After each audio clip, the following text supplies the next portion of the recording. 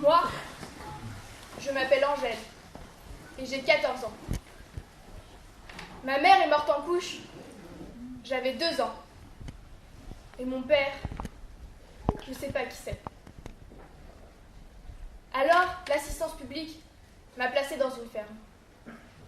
À 5 ans, je travaillais du matin jusqu'au soir, comme une bête.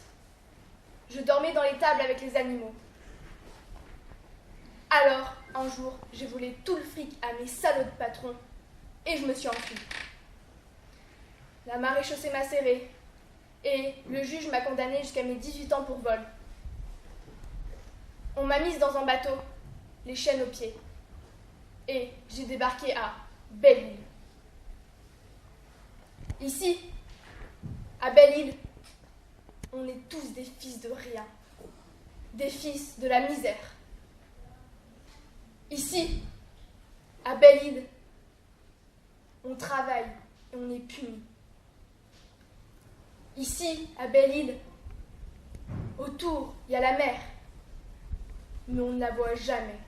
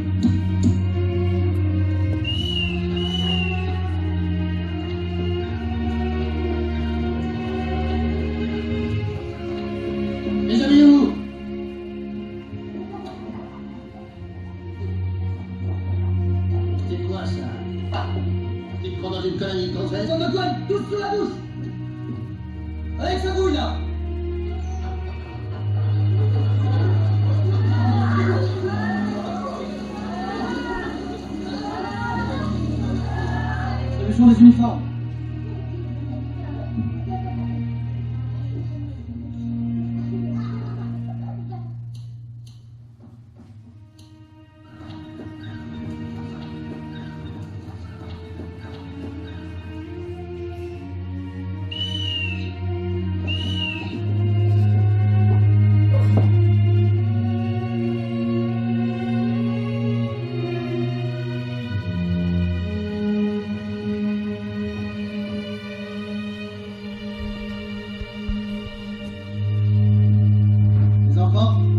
Bienvenue, colonie paternelle. Une vie nouvelle commence pour vous. Et quel que soit le poids de vos méfaits, bien je vous dis, vous serez traités tous également. Ici, dans notre colonie paternelle, vous apprendrez à lire et à écrire, et aussi à travailler. Car il faut savoir travailler dans la vie. Un bon métier dans les mains d'un homme honnête. Voilà la solution. Croyez-moi. Ce sont des fées qui vous ont guidé jusqu'ici. Moi, je suis votre oncle. Tous ceux qui vous entourent pour votre bien s'appellent les cousins. Voilà. En famille, hein, c'est bien bien. Louis, 15 ans. De père et de mère inconnus. L'assistance, à l'âge de 1 an, m'a placé chez Eulalie. Chez Eulalie, tous les nourrissons placés étaient voués à la mort. De faim, de froid, petits et misérables. Moi, j'ai survécu, j'étais plus fort. Quand Joséphine est arrivée chez Eulalie, elle avait 6 mois. Pas de père ni de mère comme moi. De grands yeux, elle m'a souri. Je me suis juré de la sauver. Tous les jours, je lui donnais à manger, comme un oiseau, pincée après pincée, la pomme de terre écrasée entre le pouce et l'index. Là où j'allais, elle allait, sa tête contre ma poitrine. J'avais 9 ans. Un jour, elle s'est mise à tousser. Il fallait acheter un sirop. Trop cher pour Eulalie. Je suis allée dans sa chambre, sous le matelas, une vraie fortune. Elle est arrivée et a commencé à me battre avec une ceinture. J'ai pensé à ce fric et à tous ces gosses morts. La colère est montée. J'ai sorti mon couteau et j'ai frappé. Elle gueulait comme une truie, mais j'ai frappé jusqu'à ce qu'elle se taise. 2 jours après, Joséphine mourut d'une pneumonie. J'ai pris 12 ans. Ma vie, aujourd'hui, elle est foutue.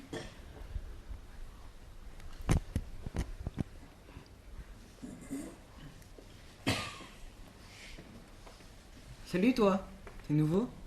Oui, je suis nouveau. Je m'appelle Baptiste. Vol? Mendicité? Vagabondage? Correction paternelle. Correction paternelle?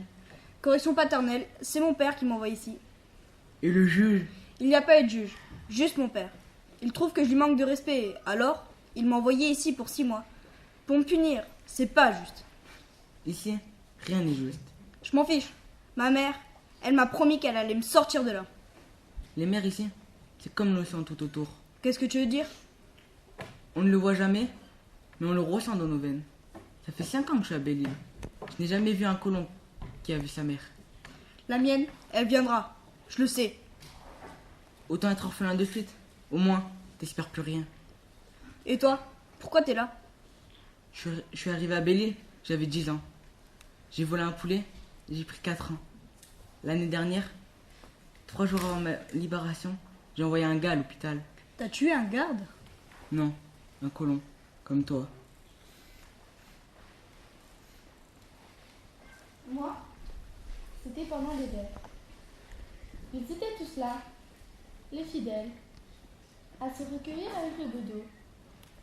Et lui, il me devait une journée de travail. Il ne voulait pas me la payer.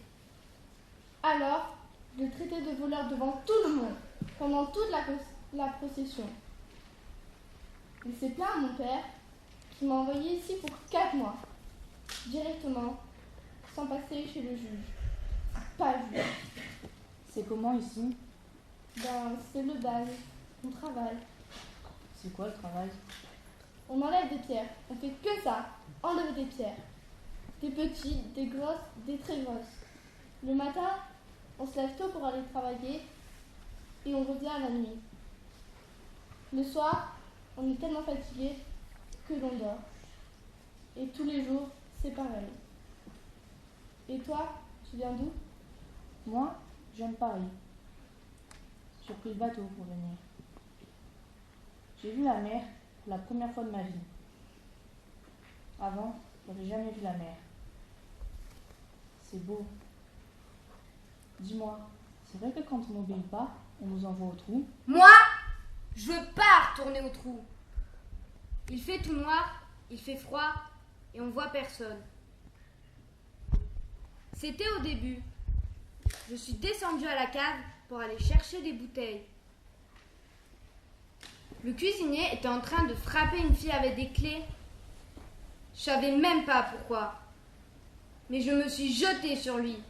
Je l'ai griffé, mordu, de toutes mes forces.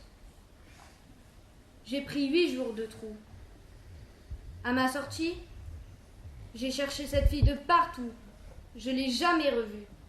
Je suis sûre qu'ils l'ont tuée. Ici, on est oublié. On est humilié. Ici, c'est la loi du plus fort et moi, ça m'empêche de vivre. Et vous allez la fermer, oui? On n'a pas le droit de parler ici. Je veux pas danser le bal, moi. Il y a un bal ici, on danse. Pauvre taré, tu te crois en vacances? Le bal, je ne le souhaite à personne. Oui, tu danses, mais sur une plaque ovale en bois, surélevée de ça et de ça de large. Et non, t'as pas de musique. Tu cours pas assez vite? Tss, un coup de trique dans le dos. Tu t'avales sur un ciment? Un coup de sabot dans les côtes. Tu t'évanouis? Un seau d'eau froide dans la tête. T'as les pieds en sang, mais tu danses le bal. Quand on parle ici, on a des problèmes. Et moi, je veux pas de problème. Alors fermez tous vos gueules! Ferme-la, Sylvain! Et arrête de faire le faillot! Tu l'auras, ta double ration!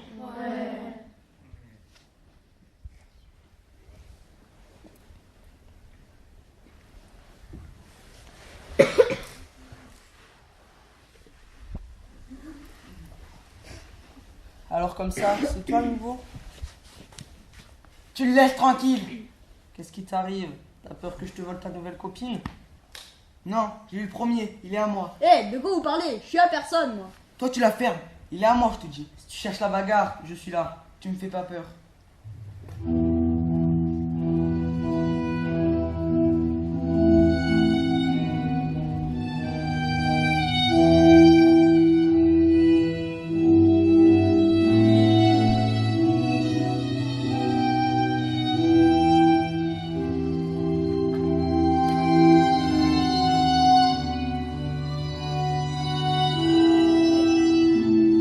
Mais enfin, qu'est-ce que vous faites?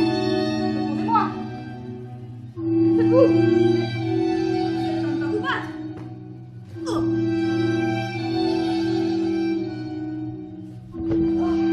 Bande de barjots. Il y a vraiment de malades ici.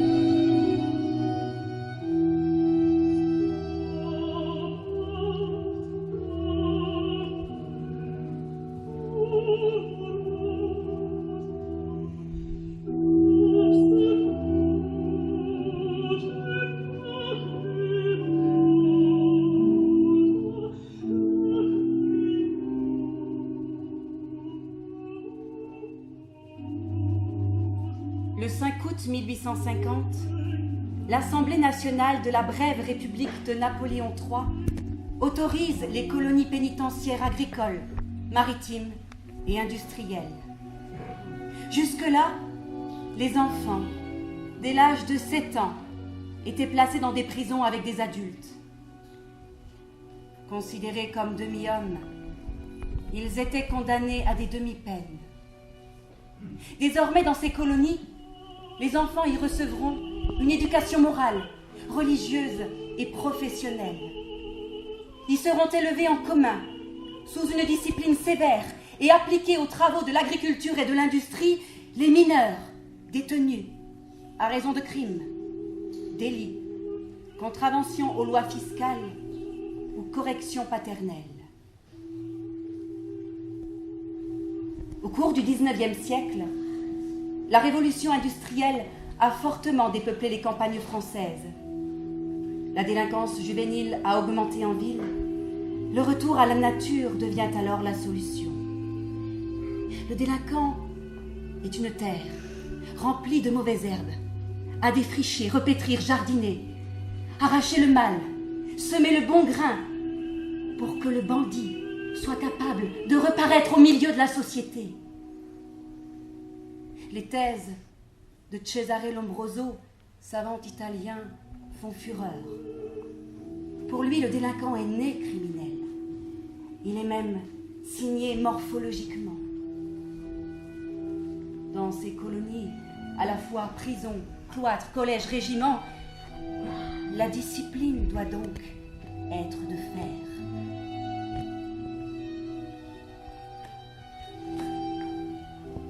L'histoire se passe en 1934, dans la colonie industrielle et maritime de Belle-Île, au large de la Bretagne.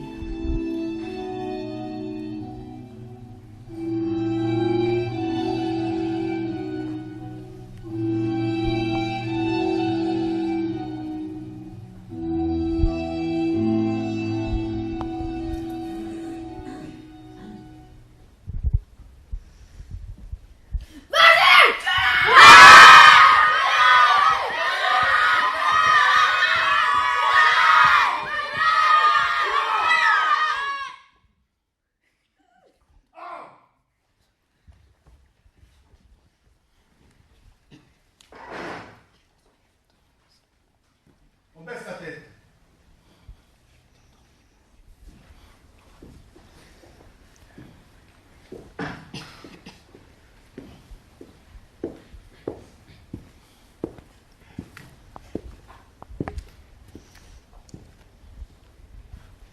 J'ai dit on baisse la tête. Il y en a marre, c'est la tête.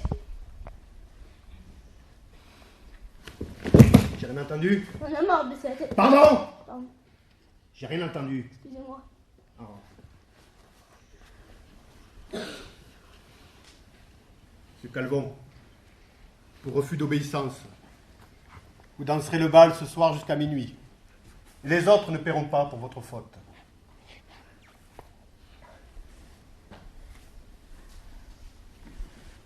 Pour la bagarre, je dirai rien. C'est important de savoir de qui tu seras le mignon, le favori, le souffre-douleur.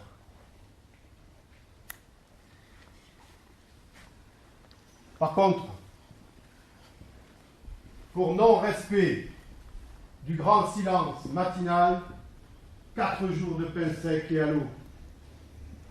Pour tout le monde. Pour tout le monde, sauf...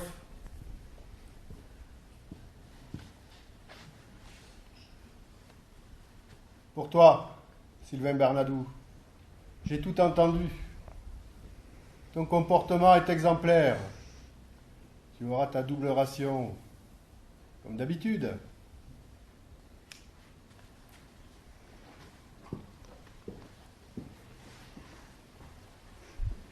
À genoux.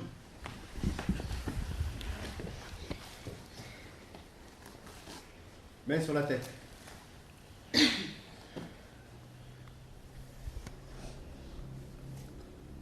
La vie à la colonie nous rend à être des enfants obéissants.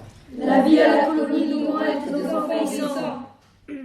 Obéissants à ceux qui ont autorité. Obéissants à ceux qui ont autorité. C'est un devoir et un honneur de l'accomplir. C'est un devoir et un honneur de l'accomplir. Obéir à ceux qui commandent, c'est plaire à Dieu. Obéir à ceux qui commandent, c'est plaire à Dieu. Obéir à ceux qui commandent, c'est obéir à Dieu. Obéir à ceux qui commandent, c'est obéir à Dieu.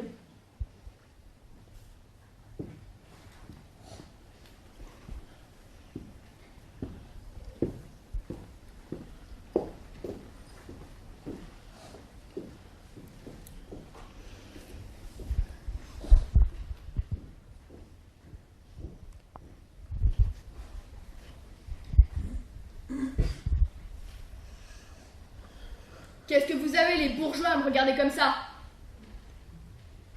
Ça vous fait plaisir de me voir corriger. Bien fait pour elle, c'est qu'un voleur, un assassin, un petit bâtard avec le vice dans le sang. Elle mérite des coups de trique. Le petit bâtard, toute sa vie, il a travaillé dans vos fermes sans gagner un sou.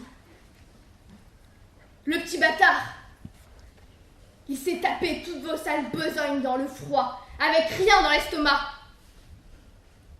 Le petit bâtard, il a dormi dans la grange avec les bêtes. Le petit bâtard, il s'est enfui. Et pour 50 francs de prime, vous lui avez fait la battue, avec vos fourches, vos fusils et vos chiens.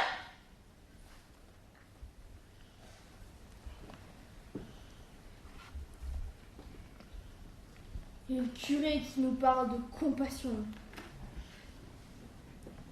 Mais moi, quand quand quelqu'un me fait vomir. Je peux pas pardonner. Parce que l'enfance, le petit bâtard, il sait plus ce que ça veut dire.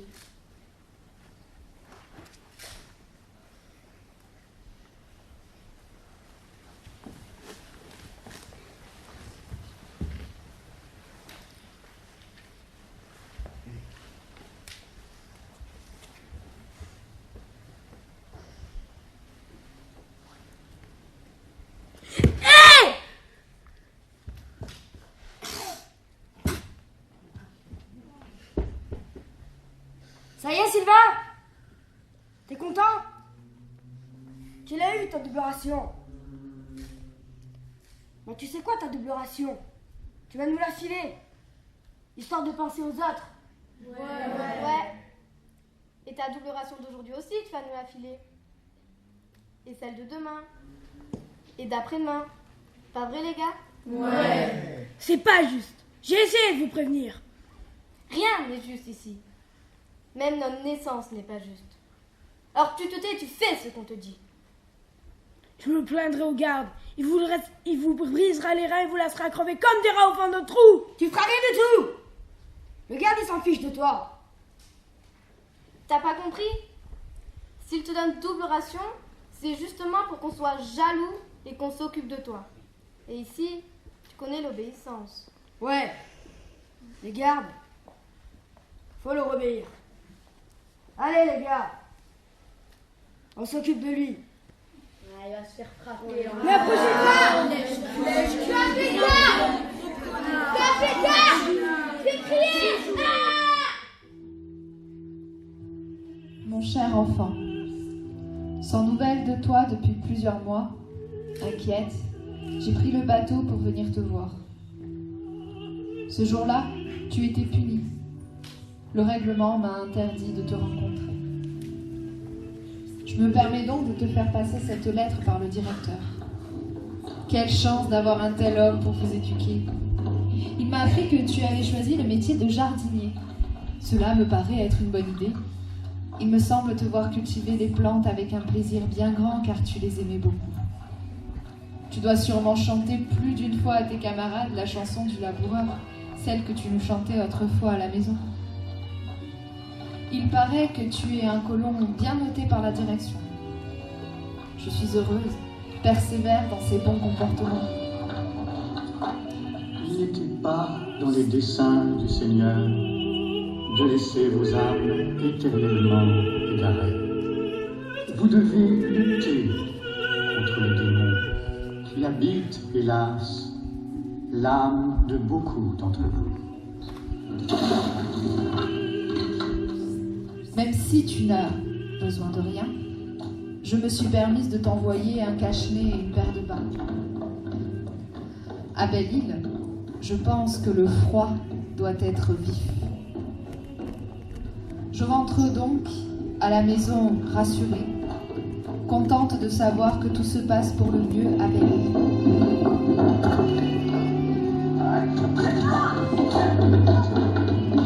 Ah, c'est bon l'amour. Allez, on est dans le lit. J'espère revenir d'ici quelques mois. Je ne peux le garantir, ce voyage me coûte fort cher et nécessite des jours de congé difficiles à obtenir. Je n'ai pu en apprendre plus sur ta faute qui t'a valu punition. Sache qu'il est important de bien écouter ses maîtres. C'est par ton obéissance que tu auras de l'instruction et que tu apprendras ton métier. La prochaine fois, j'espère te voir. Tâche d'éviter les punitions. Je t'embrasse bien fort, mon Sylvain. Ta mère qui t'aime.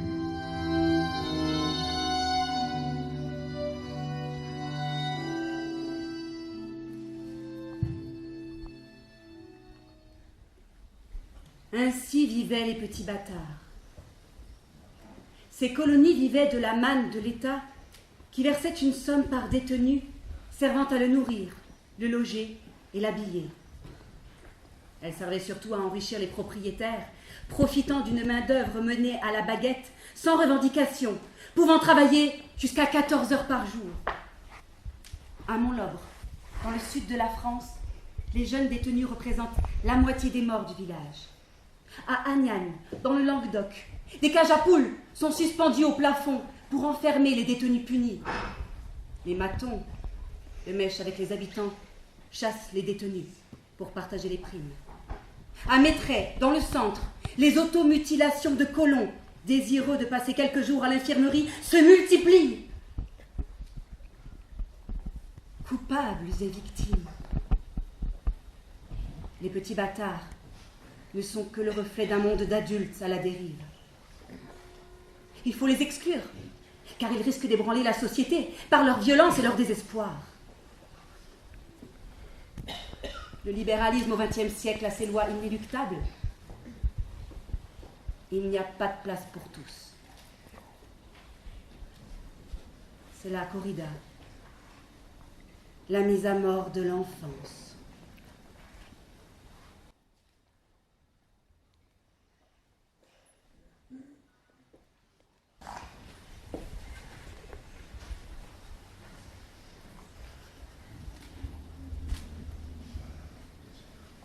À quoi ça sert d'être avec des garçons si on peut pas leur parler, les regarder, les toucher? Mais qu'est-ce que ça peut te faire? Ça sert à rien tout ça. Arrête un peu, tu penses pas à ce que tu dis.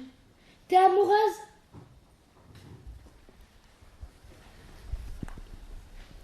C'est pas vrai, elle est amoureuse. Tu souffres pas assez ici? Si tu lui parles, tu sais ce que tu risques. T'as jamais été amoureuse, toi? Si, au début. Quand je t'écoute parler, j'ai l'impression de m'entendre. On se voyait la nuit. J'ai fait du trou pour lui. J'ai écrit des poèmes sur le mur. Et un jour, il avait disparu. Plus de nouvelles. Alors, je me suis jurée de ne plus tomber amoureuse d'un garçon. Puis, de toute façon, je comprends pas comment tu peux tomber amoureuse d'un garçon ici. Non mais regarde-les, il y en a pas un pour rattraper l'autre. C'est pas des garçons ça, c'est des bêtes. Eh bien moi, je n'abandonnerai pas. Je connais rien de lui. Même pas le son de sa voix, même pas son prénom. Tout ce que je connais, c'est son regard. Sur le chantier, des fois, on s'arrête de travailler et on se regarde. Hier, il a bougé la main et il m'a souri. Ça m'a fait drôle. Je me suis sentie plus légère. Comme si on enlevait des pierres dans mon sac de jute. Et ça, on peut pas me le reprendre. Tu sais quoi? J'ai envie de te dire. T'es en train d'en faire une belle.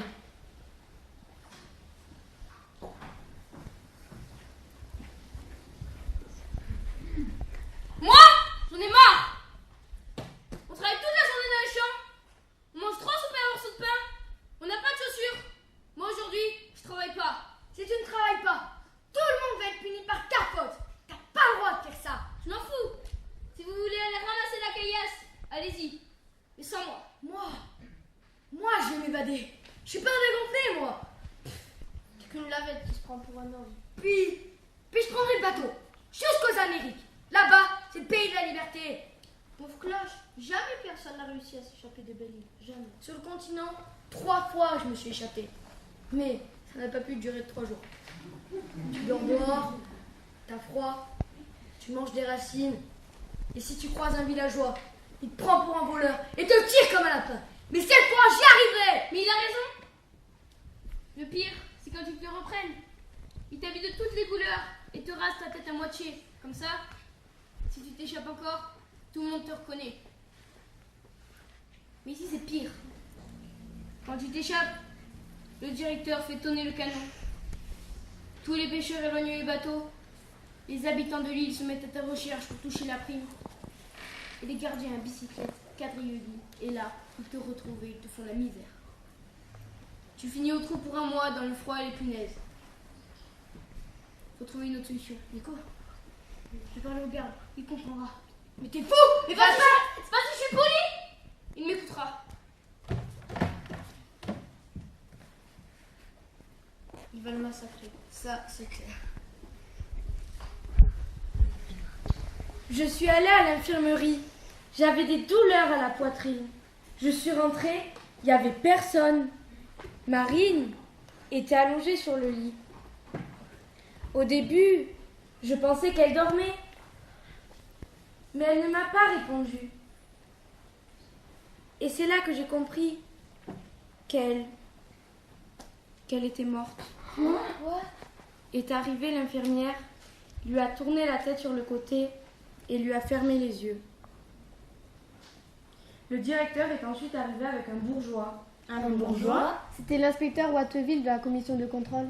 Il venait pour l'inspection annuelle. Mais il inspecte quoi? Ben, si on mange bien, si on est bien traité, si la colonie respecte les lois, tout ça. Vous avez jamais remarqué, à chaque fois que l'inspecteur Watteville vient à la colonie, comme par hasard, on a de la viande, les garderait tranquilles. Mais dès qu'il part... Ouais. T'as raison, il posait plein de questions. Il voulait même interroger Marine sur son lit. Mais l'infirmière lui a fait croire qu'elle était fiévreuse. J'ai serré les dents, j'ai eu envie de tout dire. Du coup, j'ai volé ce papier dans la mallette de l'inspecteur. Regardez. Tu fais voir ça? Qui c'est qui sait lire? Mais qui c'est qui sait lire? Moi, je sais lire. Quoi? Bah ouais, je sais lire. Bah tiens, tu sais lire. Vas-y, lis. Le fruit du travail des détenus va pour moitié à la colonie, un quart sur le livret d'épargne du détenu et un quart en argent disponible pour le détenu. Par jour, un détenu doit travailler 8 heures aux travaux agricoles, 4 heures en classe pour apprendre la moralité. Le dimanche sera jour de repos et consacré à l'éducation religieuse. Quoi? Religieuse? Bon sang, laissez-la finir! Nourriture. Petit déjeuner. Soupe avec 6 onces de pain. Midi, une soupe, un plat de légumes et 6 onces de pain. Et pareil le soir. Mais laissez-la! Plus de 2 fois par semaine, une soupe grasse, plus 4 onces de viande désossée.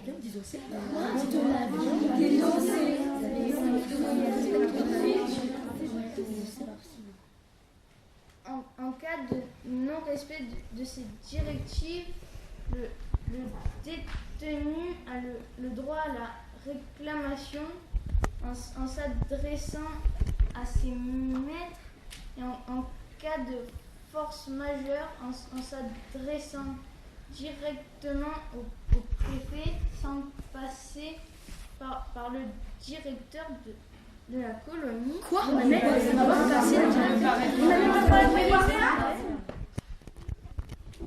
C'est pas possible. On a même le droit à de l'argent. J'en ai jamais vu la couleur. Et un bouillon gras avec de la viande 2 fois par semaine. Seulement 8 heures par jour aux travaux agricoles. On en fait 14. Oh, c'est moi. Oh, mais peut-être qu'ils savent pas, il faudrait leur dire. On n'a pas compris? Ils nous exploitent. L'argent qu'on gagne, ce n'est pas pour nous, c'est pour eux. Ouais.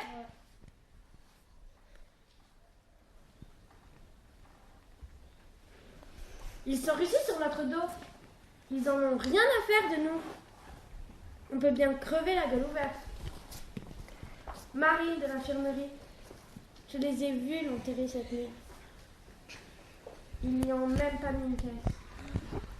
Même pas un linceul. Même sur notre mort, ils gagnent de l'argent.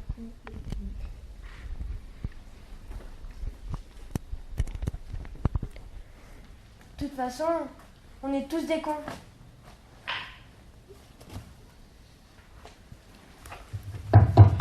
Entre, mon petit. Approche. Monsieur le directeur, je voudrais vous parler, s'il vous plaît. Allons, mon garçon. Il y a quelque chose qui ne va pas? Bon. Parle. Je t'écoute. Voilà. Je voudrais vous dire que plusieurs d'entre nous ne supportent plus leur position. On travaille trop et on ne mange pas assez. parfois, les gardes sont durs et injustes envers nous. Ça ne peut plus durer. Je vois. Y a-t-il autre chose, mon garçon? Oui. Beaucoup se plaignent de ne pas toucher l'argent de leur travail. Ils vous soupçonnent de les exploiter. Je vois. Tu as fini, mon garçon? Oui, monsieur le directeur. Tu as raison de me dire tes peines. Je te promets de mettre bon ordre là-dedans.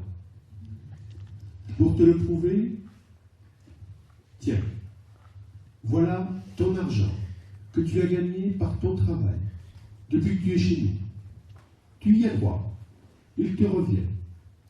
Prends-le. Sinon, si tu préfères, je peux le garder en sécurité dans mon coffre. Je préfère le prendre avec moi. Tu vois, mon garçon, tu peux me faire confiance? Oui, monsieur le directeur. Merci, monsieur le directeur.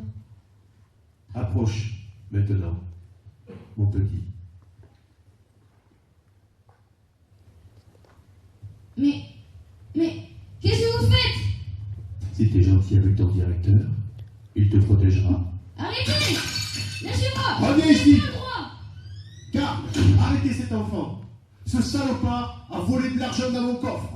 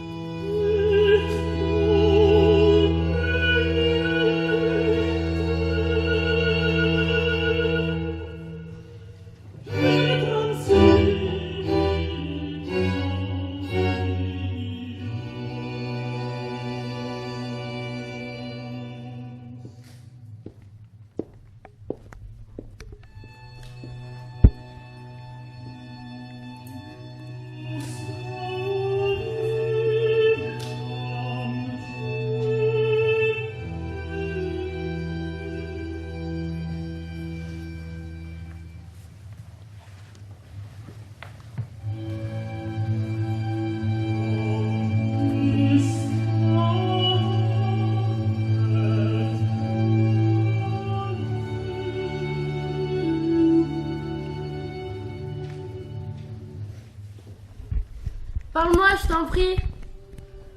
Regarde-moi comme quand on s'arrêtait de travailler. Allez, ouvre les yeux. Je sais même pas comment tu t'appelles.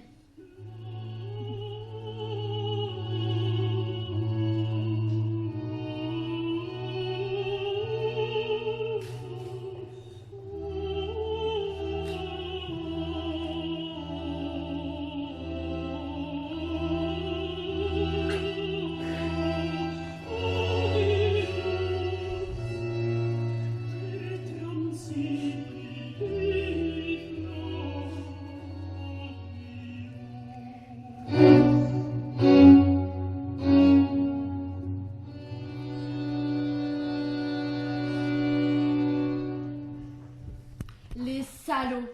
Ils avaient pas le droit de te frapper. Ils vont le payer, je te jure.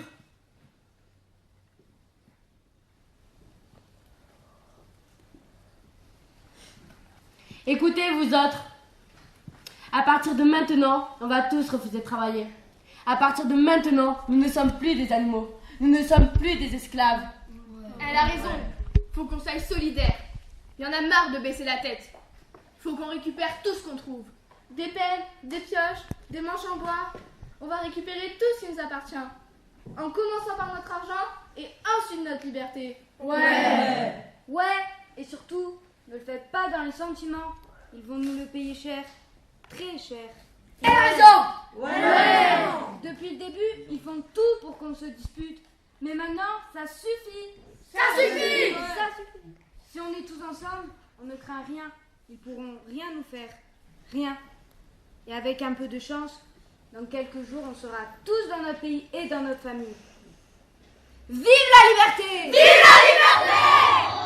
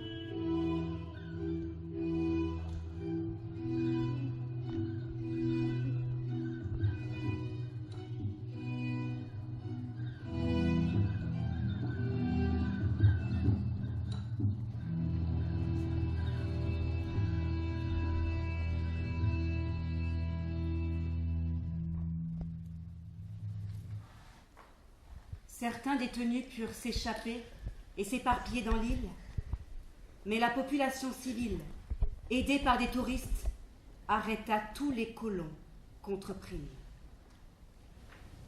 Les punitions furent exemplaires. Jacques Prévert, présent sur l'île au moment des faits, alerta les journalistes et l'opinion publique. Il s'en inspira pour écrire son poème « La chasse à l'enfant ». Ce fut alors, dans toute la France, un embrasement des bagnes. Noël 1938, à Agnan, une révolte éclata. 1940, à Mettray, des colons mirent le feu aux bâtiments, des matons furent tués. Puis vint la guerre. À la Libération, le souvenir des déportés et des prisonniers est vif. Alors, les républicains privilégièrent l'éducation à la punition et supprimèrent ces bagnes d'enfants vieux de 150 ans. L'ordonnance de 1945 relative à la délinquance des mineurs fut votée. En 1945, le bagne de Belle-Île devint une institution publique d'éducation surveillée. Aujourd'hui, si l'éducation spécialisée existe en France, c'est aussi grâce à ces bagnards insoumis de Belle-Île.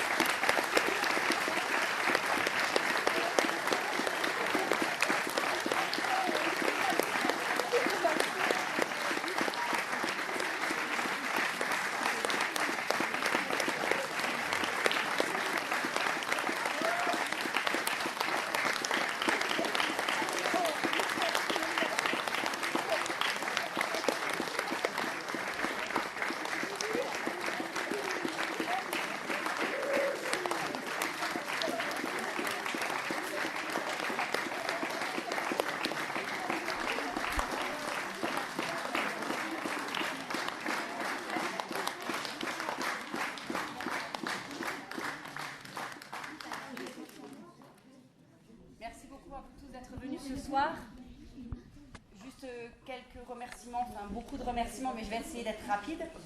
Un grand merci quand même tout d'abord aux élèves qui ont fourni un travail.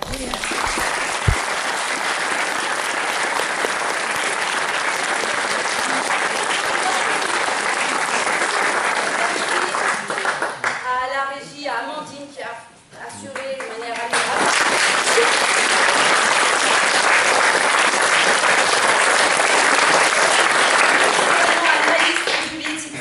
Donc un immense merci à Naïs de moi.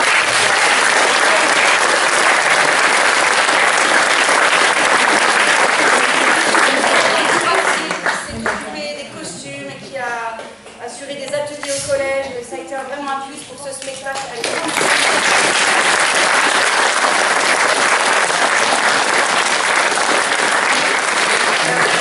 Je remercie également la compagnie des arts avec laquelle je travaille depuis 6 ans, c'est toujours un bonheur. Merci beaucoup. Merci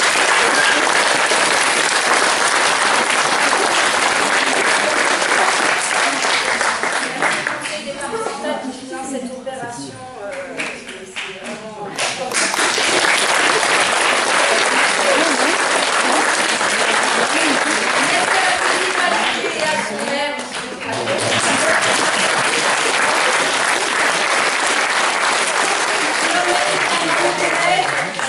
Monsieur Schmitt qui nous soutient, qui nous supporte, merci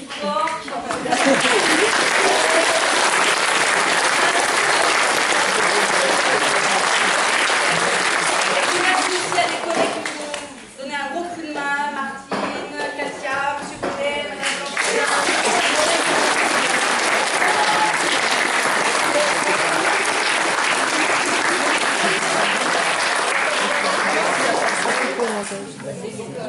J'espère que vous avez passé une bonne soirée et probablement aller au feu de la Saint-Jean, aux fêtes du coin.